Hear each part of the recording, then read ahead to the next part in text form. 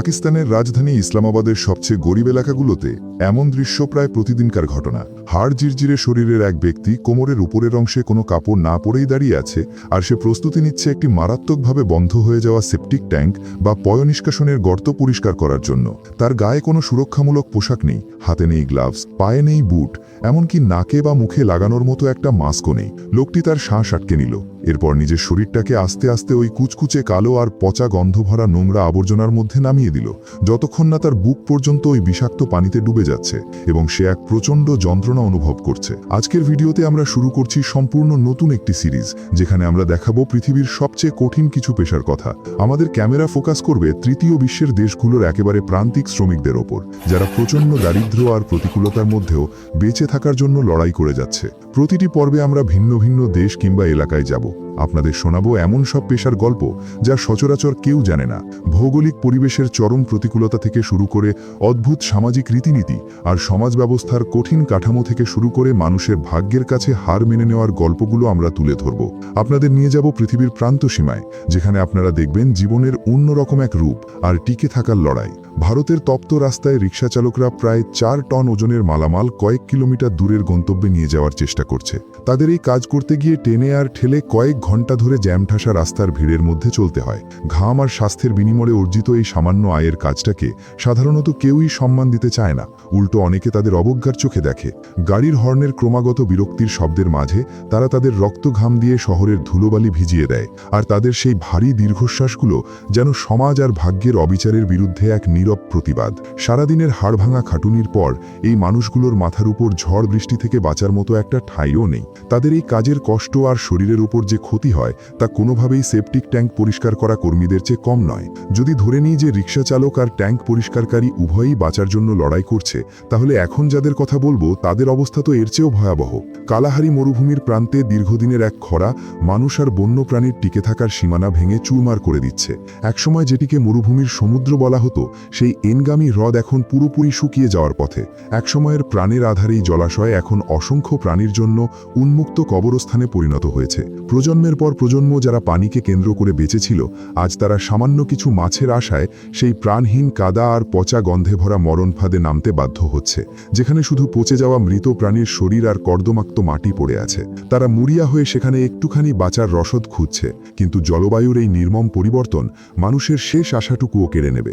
Kalahari বেসিনের এই ধড়ফড় করার হৃৎপিণ্ডকে উত্তপ্ত সূর্য পুড়িয়ে এখন এক মৃত মরুভূমিতে পরিণত করছে। যদি ধরি যে এনগামি হ্রদের শুকিয়ে যাওয়া প্রকৃতির এক নিষ্ঠুর সাজা, তাহলে পাকিস্তানের ড্রেনের ভেতরের অন্ধকার আর নোংরা পরিবেশ হলো আমাদের সিস্টেমের অবহেলা আর উদাসীনতার এক জমাট বাঁধা রূপ। রাজধানী ইসলামাবাদের সবচেয়ে গরিব এলাকাগুলোতে স্থানীয় শ্রমিকরা এখনও সেই সেকেলে পদ্ধতিতে হাত দিয়ে সেপটিক ট্যাঙ্ক আর ড্রেন পরিষ্কার করে, যাদের সাধারণত ট্যাঙ্ক ক্লিনার বা পাইপ পরিষ্কারকারী বলা হয়।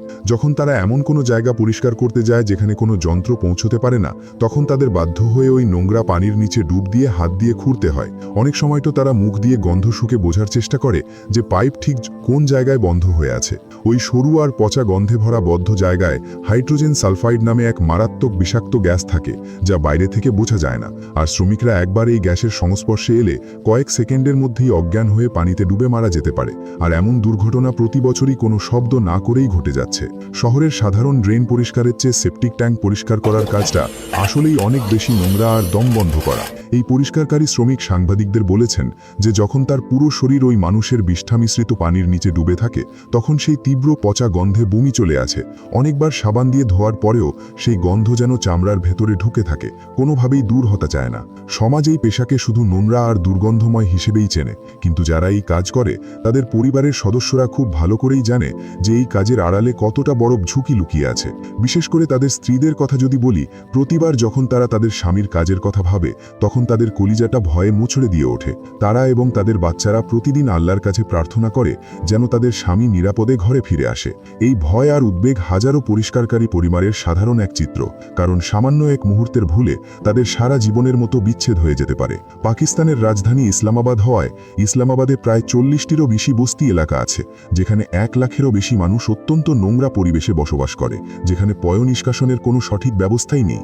বর্ষাকাল এলেই ড্রেন উপচে নোংরা পানি আর বিষ্ঠা রাস্তায় চলে আসে, আর বন্যার পানি সমস্ত ময়লা আবর্জনা ভাসিয়ে নিয়ে আসে।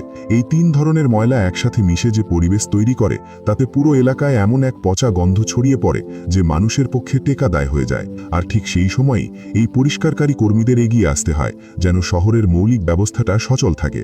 ধর্মীয় বৈষম্য আর সিস্টেমের অবহেলার কারণে যারা এই কাজ করে তারা প্রায় সবাই খ্রিস্টান মল্লিক সম্প্রদায়ের মানুষ। তাদের জোর করে সমাজের সবচেয়ে নিচু স্তরের কাজ করতে বাধ্য করা হয়। তাদের বাচ্চারা শিক্ষা আর চিকিৎসার মতো মৌলিক অধিকার থেকে বঞ্চিত হয়, এবং এমনকি তাদের নিজেদের এলাকাতেও তাদের নোংরা বা অসুচি বলে অপমান করা হয়। একজন যাজক আক্ষেপ করে বলেছেন যে পরিষ্কারকারী কর্মীরা এমন কাজ করে যা অন্য কেউ করতে চায় না, অথচ উল্টো তাদের সমাজের বোঝা আর নোংরা হিসেবে দেখা হয়। দারিদ্র আর বৈষম্যের এই দ্বিমুখী আক্রমণে অনেকেই নিজেদের ছোট ছোট ঘরগুলোকে পারিবারিক গির্জায় রূপান্তর করে মনের শান্তি খোঁজার চেষ্টা করেন। তারা গান আর প্রার্থনার মাধ্যমে জীবন বাঁচানোর সাহস সঞ্চার করে, আর সব প্রতিকূলতার মধ্যেও টিকে থাকার লড়াই চালিয়ে যায়।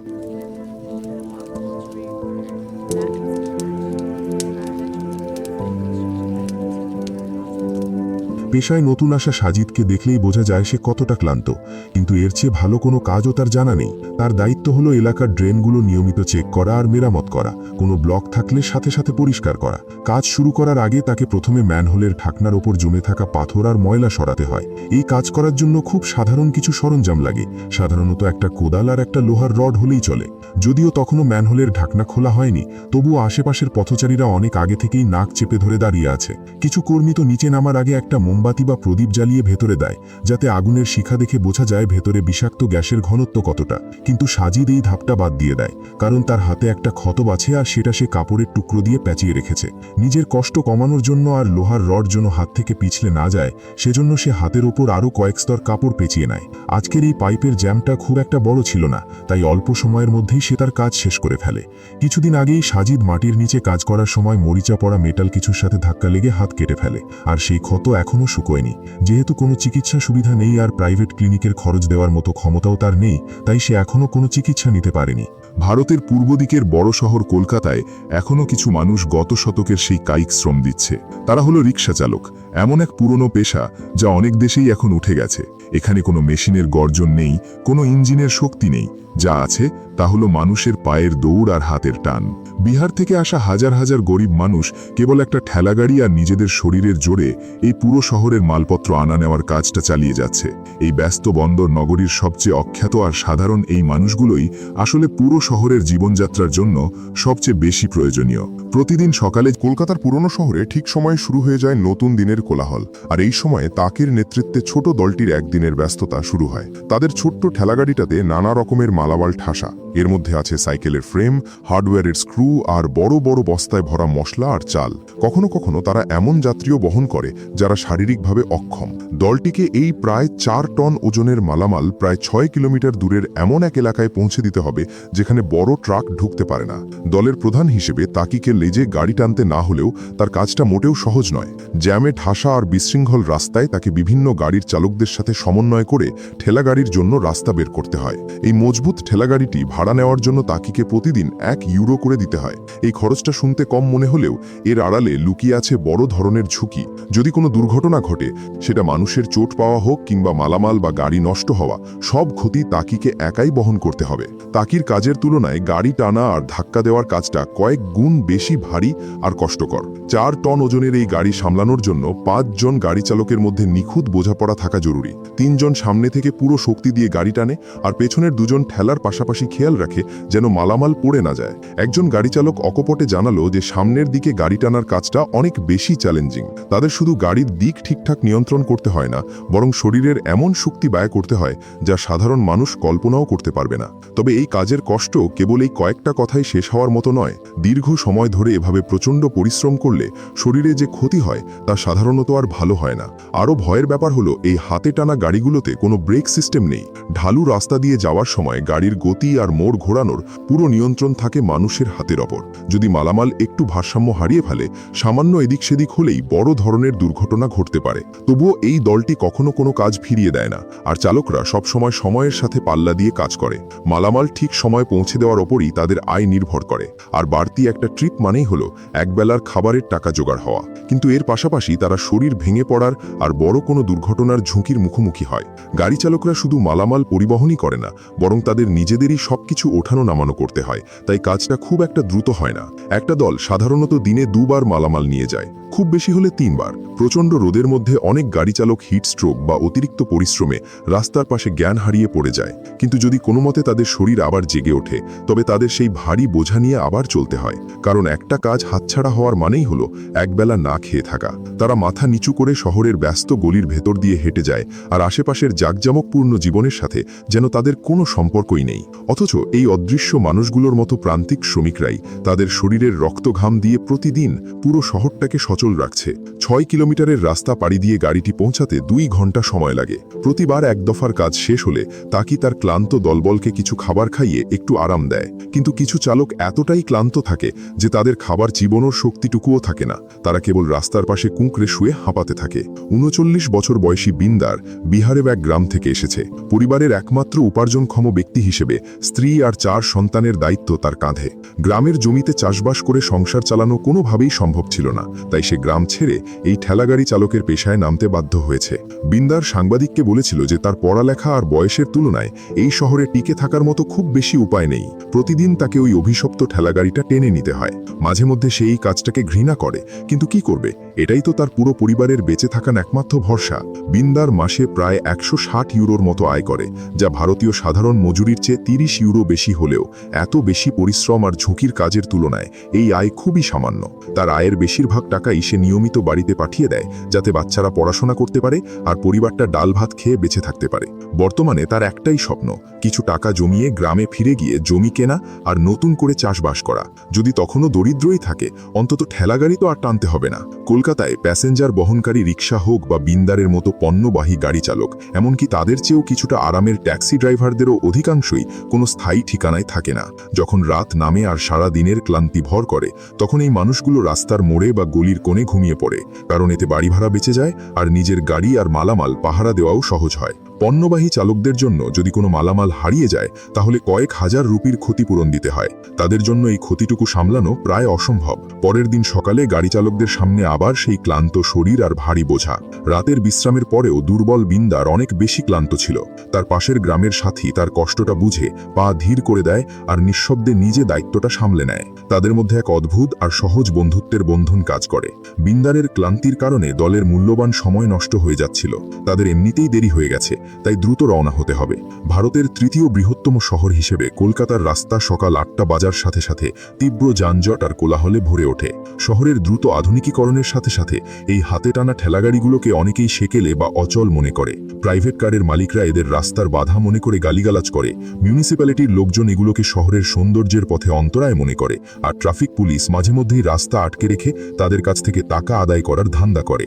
বিকেল 6টার দিকে দলটি শেষ মালামাল পৌঁছে দেয়, কিন্তু কাজ সেখানেই শেষ হয় না, কারণ তাকি আবার নতুন একটা অর্ডার পেয়েছে। ক্ষুধার্ত আর ক্লান্ত চালকরা সারাদিনে একবারও ঠিকমতো পেট ভরে খেতে পারেনি। কাজটা আজকের মতো শেষ হলে কালকের জন্য রেখে দিতে হলো। পরের দিন দেরি না হওয়ার জন্য তারা এখনই মালামালগুলো নিয়ে নিল আর তাদের শেষ সম্বলের শক্তি দিয়ে সেগুলো গাড়িতে তুলল। সব কাজ শেষ হলে চালকদের জন্য দিনের সবচেয়ে প্রতীক্ষিত মুহূর্তটা আসে। 6 জন মিলে আজকে রায়ের টাকা সমান ভাগে ভাগ করে নেয়, আর দলনেতা তাকি নিজের জন্য বাড়তি 1 পয়সাও নেয় না। আজকের রায়টা বেশ ভালোই ছিল। মাথাপিছু 7 ইউরো করে পড়েছে, যা বাংলাদেশি টাকায় প্রায় 600 থেকে 650 টাকার মতো। বিন্দার সাংবাদিককে জানালো যে বেশিরভাগ দিনই সে দিনে 2 থেকে 4 ইউরোর বেশি কামাতে পারে না, আর মাঝে মধ্যে যদি কোনো কাজ না থাকে তাহলে সেদিন তো এমনকি দুবেলা পেট ভরে খাওয়াটাও তাদের কাছে একটা বড় বিলাসিতা। বাড়িতে যেন আরও কিছু টাকা পাঠানো যায়, সেজন্য গাড়ি চালকরা সাধারণত সারা দিনের কাজ শেষে রাতে মাত্র একবারই ভালো করে খাওয়া দাওয়া করে। দিনের বাকি সময়টা তারা মালামাল পরিবহনের ফাঁকে কিংবা অল্প সময়ের বিরতিতে রাস্তার পাশ থেকে কম দামি আর পেট ভরে এমন খাবার কিনে কোনো মতে জীবন চালায়। এই রাতের খাবারটা খুব সাধারণ হলেও দিনভর হাড় ভাঙা খাটুনির পর এটাই যেন তাদের কাছে অনেক বড় শান্তি। দলের প্রধান হিসেবে তাকি, যে নিজেও একসময় গাড়ি চালক ছিল, এখন আর নিজে গাড়ি টানে না। তা সত্ত্বেও গত 10 বছরে এই কাজের চাপে তার শরীর এখন আগের মতো নেই। তাকি ভালো করেই জানে যে তার পরিবার চায় না সেই কাজটা আর করুক, কারণ কলকাতা তাদের জন্য কোনো স্বপ্নের শহর নয়, বরং এক কঠোর ও কঠিন বাস্তব। ভারতে প্যাসেঞ্জার বহনকারী রিক্সা হোক কিংবা পণ্যবাহী কাঠের ঠেলাগাড়ি, এই যে মানুষ দিয়ে টানা পরিবহনের ব্যবস্থা, তা যেন আধুনিক এই যন্ত্রনির্ভর যুগেও কালের গর্ভে হারিয়ে যাওয়া এক জীবন্ত জীবাশ্ম। ইদানিং ভারতের বিভিন্ন জায়গায় সব ধরনের হাতে টানা গাড়ি নিষিদ্ধ করা হয়েছে কিংবা নিয়ন্ত্রণের চেষ্টা চালানো হয়েছে। কলকাতায় একবারে সেগুলো পুরোপুরি তুলে দেওয়ার চেষ্টা করা হয়েছিল, কিন্তু শ্রমিক ইউনিয়নের প্রতিবাদ আর সামাজিক চাপের মুখে সেই পরিকল্পনা আর বাস্তবায়ন হয়নি। এই চালকদের এখনও শহরের নির্দিষ্ট কিছু এলাকায় কাজ করার অনুমতি দেওয়া হয়। নতুন ভারত যখন দারিদ্র্যের তকমা মুছে ফেলে আধুনিক হওয়ার প্রতিযোগিতায় ছুটছে, তখন এই মানুষগুলো যারা তাদের রক্ত ঘাম দিয়ে শহরটাকে সচল রাখছে, তাদের কথা যেন সবাই ভুলে যাচ্ছে।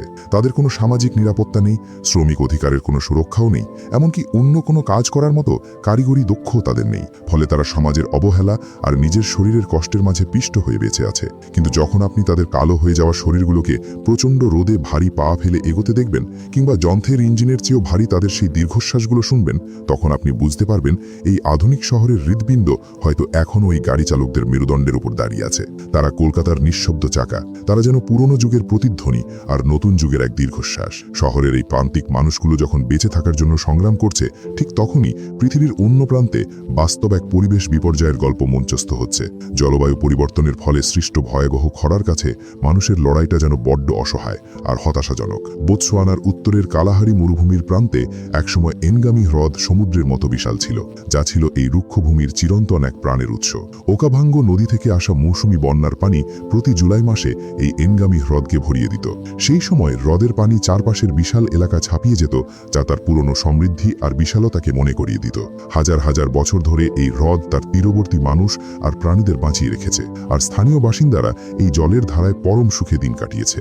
ঊনবিংশ শতাব্দীর মাঝামাঝি সময়ে এনগামি হ্রদ প্রায় 4000 বর্গ কিলোমিটার এলাকা জুড়ে বিস্তৃত ছিল, যা আয়তনে 4টি হংকং শহরের সমান, আর তাই একে মরুভূমির সমুদ্র বলা হতো। দুঃখজনকভাবে বিংশ শতাব্দী থেকে জলবায়ু পরিবর্তনের নিষ্ঠুর প্রভাবে এই হ্রদটা দিন দিন ছোট হয়ে আসছে। হ্রদকে বাঁচিয়ে রাখা নদীগুলো শুকিয়ে যাচ্ছে, আর আগের মতো বন্যার পানিও এখন আর হ্রদকে পূর্ণ করতে পারে না। 2011 সালেও এনগামি হ্রদ 32 কিলোমিটার লম্বা আর 11 কিলোমিটার চওড়া ছিল, কিন্তু আজকের অবস্থা দেখে মনে হয় সেই পুরনো দিনগুলো যেন শুধু স্মৃতি হয়ে আছে। স্থানীয় বাসিন্দা মারিকো একটা শুকনো মৃত গাছের দিকে ইঙ্গিত করে হতাশ গলায় বলল, একটা সময় ছিল যখন হ্রদের পানি গাছের চূড়া পর্যন্ত ডুবে থাকত, গরু ছাগল সহজেই পানি খুঁজে পেত, আর মাছ ধরা ছিল খুব সহজ। এখন হ্রদের পানি অবিশ্বাস্য গতিতে পিছিয়ে যাচ্ছে, আর পেছনে পড়ে থাকছে ফেটে যাওয়া শুকনো হ্রদের তলা আর শুকিয়ে যাওয়া কাদা। হ্রদের শেষ প্রান্তে অবশিষ্ট থাকা পানির ছোট ছোট কুণ্ডগুলোই যেন এই হ্রদের বস্তিত্বের শেষ চিহ্ন। কিন্তু এই আপাত দৃষ্টিতে তুচ্ছ ছোট ডোবাগুলোই এখন অগণিত প্রাণীর জন্য মরণ ফাঁদ হয়ে দাঁড়িয়েছে। প্রচণ্ড গরমের তাপে কাদার ভেতর প্রাণীরা আটকা পড়ে যাচ্ছে, আর একের পর এক প্রাণী শুকিয়ে যাওয়ার হ্রদের ওপর মারা যাচ্ছে। একসময় যা ছিল জলের স্বর্গ, এখন তা পরিণত হয়েছে প্রাণীদের কবরস্থানে। কাদায় আটকে থাকা গরুগুলোর দল কদিন ধরে ধুঁকছে। তারা এত গভীরে আটকে গেছে যে শক্ত হয়ে যাওয়া মাটি তাদের জন্য শেকলের মতো হয়ে গেছে। তাদের বাঁচানোর সময় ফুরিয়ে গেছে, আর দূরে দাঁড়িয়ে থাকা শকুনগুলোই তাদের করুণ পরিণতির কথা জানান দিচ্ছে। এনগামি হ্রদের আরেকটা ডোবার কাছে একটা গরু মাত্রই কাদায় আটকেছে। তার এখনো হয়তো বেঁচে থাকার সামান্য আশা আছে, এবং সে তার মালিকের সাহায্যের জন্য তাকিয়ে আছে। মারিকো এই কাদা থেকে অনেক গরু হারিয়েছে। একজন পশুপালকের জন্য গবাদি পশু তার সংসার চালানোর মূল ভিত্তি, আর প্রতিটি গরুর মৃত্যু তার পরিবারকে আরও বেশি অভাবের দিকে ঠেলে দেয়। ভাগ্যক্রমে সবার সম্মিলিত প্রচেষ্টায় শেষ পর্যন্ত গরুটিকে কাদা থেকে টেনে তোলা সম্ভব হয়, এবং সে সাময়িকভাবে মৃত্যুর হাত থেকে বেঁচে পড়ে। পশুপালকদের গরুর চেয়েও এনগামি হ্রদের বন্য প্রাণীদের অবস্থা এখন অনেক বেশি উদ্বেগজনক। একসময় এখানে কয়েকশো জলহস্তি ছিল, কিন্তু এখন আছে মাত্র 3টি। দীর্ঘ খরার কারণে জলজ উদ্ভিদ বিলুপ্ত হয়েছে, ফলে বেশিরভাগ জলহস্তি না খেয়ে মারা গেছে। আবার অনেকে প্রচণ্ড তৃষ্ণায় ভুল করে কাদার মতো ঘন পানি খেয়ে ফেলেছে, যার ফলে তাদের পেটে ময়লা জমে তারা প্রচণ্ড যন্ত্রণায় মারা গেছে। কিছু প্রাণী প্রায় 100 কিলোমিটার দূরে অবস্থিত ওকাভাঙ্গো ডেল্টার পানির সন্ধানে মাইগ্রেটিং করার চেষ্টা করেছিল, কিন্তু তাদের 50 কিলোমিটার লম্বা নোংরা এলাকা পার হতে হয়েছে। গরম আর পানির অভাবে বেশিরভাগ প্রাণী মাঝপথে মারা গেছে, আর হাতে গোনা কয়েকজন ভাগ্যবান সেখানে পৌঁছতে পেরেছে। তীব্র হতে থাকা জলবায়ু ক্রিসিস এই এলাকাটাকে ধীরে ধীরে মৃত্যুর মুখে ঠেলে দিচ্ছে। স্থানীয় মানুষ শুকনো হ্রদের তলদেশে বালুঝড়ের সাথে লড়াই করে বেঁচে থাকার চেষ্টা করছে, আর এনগামি হ্রদের অবশিষ্ট লাস্ট কাদার ডোবায় হাজার হাজার মাগুর মাছ যেন তাদের শ্বাস বন্ধ হওয়ার আগের শেষ খেলায় মেতেছে। তারা তাদের উন্নত শারীরিক সক্ষমতা ব্যবহার করে খুব কম অক্সিজেন থাকা কাদার মধ্যেও টিকে আছে, কারণ মাগুর মাছের রক্তে অক্সিজেন নেওয়ার ক্ষমতা সাধারণ মাছের চেয়ে 3 গুণ বেশি। একসময় এনগামি হ্রদের এই বিপুল মাছের ভাণ্ডার স্থানীয়দের খাবারের প্রধান উৎস ছিল, কিন্তু জল শুকিয়ে যাওয়ায় আর গাছপালা মরে যাওয়ায় গবাদি পশু একের পর এক মারা যাচ্ছে। বড় ধরনের অর্থনৈতিক ক্ষতির কারণে তাদের জীবন কোনোভাবেই আর টিকে থাকার মতো অবস্থায় নেই। বেঁচে থাকার তাগিদে তারা এখন বাধ্য হয়ে কাদা আর পচে যাওয়া মৃত প্রাণীর দেহাবশেষে ভরা হ্রদের তলদেশ থেকে মাছ ধরছে। মারিকো ভাইরা ঘন কাদার মধ্যে তাদের ভারী নৌকাটা এগিয়ে নিয়ে যাওয়ার জন্য প্রাণান্তকর চেষ্টা করছে, কারণ তাদের হ্রদের ঠিক মাঝখানের সেই জায়গায় পৌঁছতে হবে যেখানে কাদা তুলনামূলক পাতলা, আর ঠিক সেখানেই মাগুর মাছের ঝাঁক জড়ো হয়ে আছে। যদিও কাদার কারণে কিছুই দেখা যাচ্ছে না, তবে ভাগ্য ভালো যে সেখানে মাছের সংখ্যা অনেক বেশি। এমন পরিবেশে শিকার করার জন্য বড় বর্ষা বা কাঁটা ব্যবহার করাই হলো সবচেয়ে কার্যকরী উপায়। মারিকোর ভাইদের চেষ্টা করতে হচ্ছে যেন এই কাদা পুরোপুরি শুকিয়ে যাওয়ার আগেই তারা যতটা সম্ভব মাছ ধরতে পারে। প্রচণ্ড রোদের নিচে দীর্ঘক্ষণ কাজ করায় ক্লান্তি আর তৃষ্ণায় তাদের শরীর যেন ভেঙে পড়ছে। এই কষ্টের পাশাপাশি মাছ ধরার কাজে জড়িয়ে আছে ভয়াবহ ঝুঁকি। আশেপাশেই কিছু জলহস্তি ঘোরাফেরা করছে, যারা খরা আর খাবারের অভাবে প্রচণ্ড খিটখিটে আর হিংস্র হয়ে উঠেছে। মানুষের উপস্থিতি যে কোনো মুহূর্তেই 1 টন ওজনের এই দানবগুলোকে ক্ষিপ্ত করে তুলতে পারে, আর কোমর পর্যন্ত কাদার ভেতর আটকে থাকলে মানুষের বাঁচার কোনো উপায় নেই। কোনো উপায় না থাকায় পেটের দায়ে তারা এই বিপদ নিয়েই কাজ করতে বাধ্য হচ্ছে। প্রজন্মের পর প্রজন্ম তারা পশু পালন করে এলেও এখন কেবল জেলে হিসেবেই টিকে থাকার লড়াই চালিয়ে যাচ্ছে। কয়েক ঘন্টার হাড় ভাঙা খাটুনির পর মারিকোর ভাইরা 32টি বড় আকারের মাগুর মাছ ধরতে পেরেছে। মাছের সংখ্যা হয়তো খুব বেশি নয়, কিন্তু প্রতিটি মাছ প্রায় 5 কেজি ওজনের। এই 300 কেজিরও বেশি মাছ তীরে নিরাপদে পৌঁছানোর জন্য তাদের কাজ আপাতত এখানেই শেষ করতে হলো। আবহাওয়া খুব গরম, তাই মাছগুলোকে দ্রুত বাড়িতে নিয়ে গিয়ে পচন থেকে বাঁচাতে হবে। তাদের ঘরগুলো একসময়কার বিশাল হ্রদের তীরেই অবস্থিত, তবে সেখানে পৌঁছতে তাদের আরও প্রায় 10-12 কিলোমিটার রাস্তা পাড়ি দিতে হবে। মাছগুলো দীর্ঘদিন সংরক্ষণ আর বিক্রি করার জন্য তারা আদি বা ঐতিহ্যবাহী পদ্ধতিতে এই মাগুর মাছ দিয়ে শুটকি তৈরি করে। প্রথম ধাপে তারা মাছের নাড়িভুড়ি পরিষ্কার করে, তারপর সামান্য ধুয়ে তার উপর প্রচুর লবণ ছিটিয়ে দেয়। সবশেষে কড়া রোদে শুকিয়ে তৈরি করা এই শুটকি পাশের দেশ জাম্বিয়াতে নিয়ে গিয়ে বিক্রি করা হয়। 100টি শুটকি মাছের বিনিময়ে তারা প্রায় $96 বা বাংলাদেশি টাকায় প্রায় 12,000 টাকার মতো পায়। বতসোয়ানা একটি স্থলবেষ্টিত দেশ হওয়ায় এবং এনগামি হ্রদ প্রত্যন্ত অঞ্চলে অবস্থিত হওয়ার কারণে এখানে মারামাল পরিবহনের খরচ অনেক বেশি, আবার লবণের দামও চড়া, যার ফলে মারিকো ভাইদের লাভের পরিমাণ খুবই সামান্য। আগামী কয়েক সপ্তাহ বা কয়েক দিনের মধ্যেই এনগামি হ্রদের শেষ অবশিষ্ট কাঁদাটুকুও একেবারে শক্ত হয়ে জমে যাবে, আর তখন পশুপালকদের বেঁচে থাকার শেষ অবলম্বনটুকুও চিরতরে হারিয়ে যাবে। তবুও মারিকো এই নিষ্ঠুর বাস্তবতাকে মেনে নিতে রাজি নয়। সে তার পূর্বপুরুষদের মুখে শোনা পুরনো কিংবদন্তিগুলোর ওপর এখনও বিশ্বাস রেখে চলেছে। সে সাংবাদিককে বলল যে একেবারে শেষ মুহূর্তে হলেও বৃষ্টি নামবে, আর বৃষ্টি যদি নাও আসে তবুও তারা কোদাল নিয়ে এই শুকনো হ্রদের তলদেশের গভীর থেকে সেই সব মাছকে খুঁজে বের করার চেষ্টা করবে যেগুলো হয়তো মাটির নিচে লুকিয়ে আছে। ডোবার মধ্যে মাছের ছটপটানি যেন এনগামি হ্রদের জীবনের শেষ স্পন্দন, যা তীরবর্তী বাসিন্দাদের শেষবারের মতো কিছুটা সান্ত্বনা দিচ্ছে। একসময় যে হ্রদ জল আর প্রাণ শক্তির উজ্জ্বলতায় ঝলমল করত, তা ধীরে ধীরে হারিয়ে যাচ্ছে, আর হাজার বছর পুরনো জীবনযাত্রাও শেষ হয়ে আসছে। এনগামি হ্রদের এই পরিণতি কেবল বতসোয়ানার পরিবেশগত সংকটেরই চিত্র নয়, বরং এটি সারা বিশ্বের জলবায়ু পরিবর্তনের এক ভয়াবহ প্রতিচ্ছবি।